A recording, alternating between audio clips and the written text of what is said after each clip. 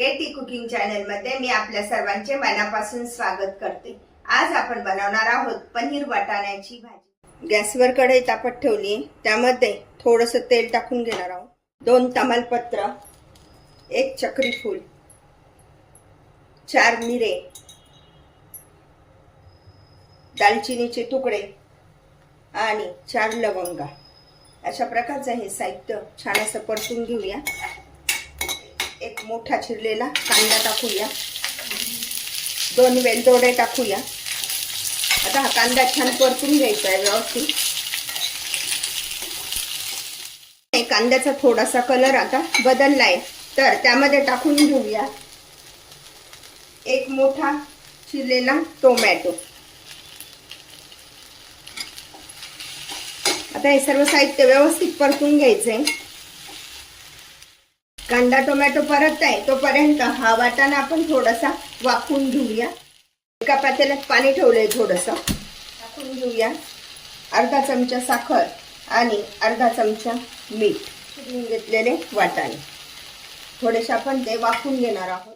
कांदा टोमॅटो आता व्यवस्थित परतले गेले, तर त्यामध्ये आपण आता पाणी टाकून घेऊया, म्हणजे हा मसाल्यांचा जो अर्क आहे तो पूर्णपणे ग्रेव्ही मध्ये उतरेल।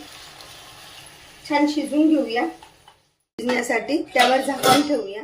आपण वाफतोय आणि कांदा टोमॅटो पण छान शिजतोय, तोपर्यंत आपण पनीरची तयारी करून घेऊया। अशा प्रकारचं हे अमूलचं मलाई पनीर आहे, फ्रेश पनीर 200 ग्रॅम। तर त्याचे आपण आता पीसेस करून घेऊया। त्याचे छोटे छोटे आता पीस करून घेऊया। खूप मोठे पीस नाही करायचे, त्यामुळे काय होतं मसाला व्यवस्थित लागत नाही। त्यामधला हा एवढा तुकडा आपण तसाच ठेवणार आहोत। पनीरचे व्यवस्थित असे पीसेस करून घेतलेले। आता या पनीरचं पुढे आपण काय करणार आहोत ते मी नंतर सांगते। कांदा आणि टोमॅटो शिजलाय की हा मसाला छान असा शिजला गेलाय, तर काढून घेऊया। कढईमध्ये थोडंसं तेल टाकून आपण हे पनीर व्यवस्थित परतून घेऊया।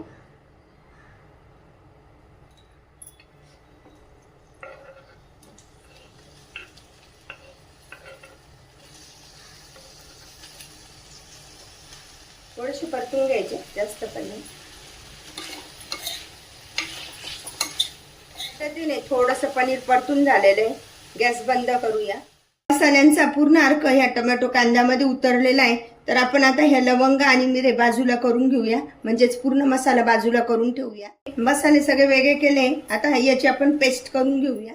2 चमचे तेल टाकून घेऊया, अर्धा चमचा जिरे मध्ये टाकून घेऊया, 1 चमचा आलं आणि लसूण ठेचलेला, चिमूटभर हिंग, मगाशी जो आपण मसाला टाकलाय त्यामधले हे तमालपत्र आपण त्यामध्ये टाकून घेऊया। नंतर 1 चमचा धने पावडर, अर्धा चमचा हळद, 1 चमचा किचन किंग मसाला, 1 चमचा लाल तिखट, ते पण आपण त्यामध्येच टाकून घेत आहोत।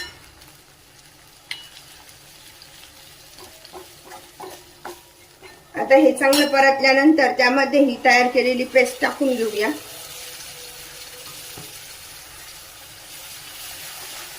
एक चमचा आणि थोडंसं अजून मीठ टाकून घेऊया, 1.25 चमचा। तेल सुटेपर्यंत मसाला छान परतून घ्यायचा आहे। मसाला छान परततोय तोपर्यंत त्यामध्ये हा वाफवलेला वाटाणा पण टाकून घेऊया, म्हणजे अजून छान शिजतो आणि ग्रेव्हीचा पण पूर्ण अर्क त्यामध्ये उतरतो। चांगला परततोय, तर हे शिल्लक राहिलेले पनीर आहे त्याचे आता असे पीसेस करून घेऊया। हे मिक्सर मध्ये टाकूया आणि मस्त फाईन अशी पेस्ट करून घ्यायची आहे त्याची।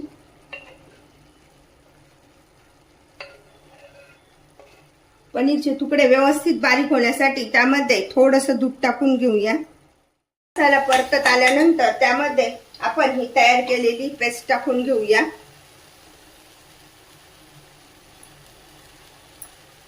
यामुळे भाजीला चव खूप छान लागते।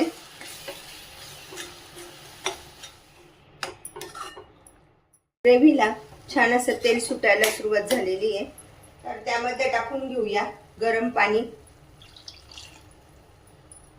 आपल्या आवडीनुसार टाकायचं आहे, आपल्याला किती रस्सा पकडायचा आहे त्यानुसार आपण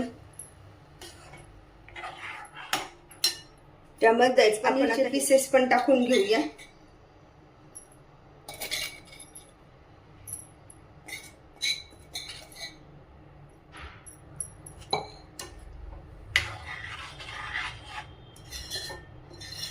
2 मिनिटं छान शिजू देऊया.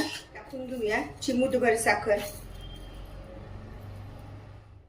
आता छान उकळू देऊया. अशा प्रकारे भाजीला छान अशी उकळी आली. बघितली ना किती छान झाली आहे ती. यामध्ये आपण दह्याचा किंवा काजूचा कोणत्याही प्रकारचा वापर नाही केलेला.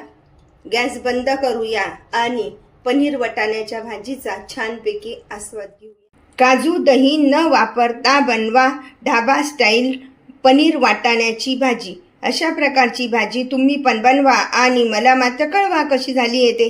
लाईक अँड सबस्क्राईब करायला विसरू नका. पुन्हा आपण भेटूया नवीन रेसिपीसह. थँक्यू.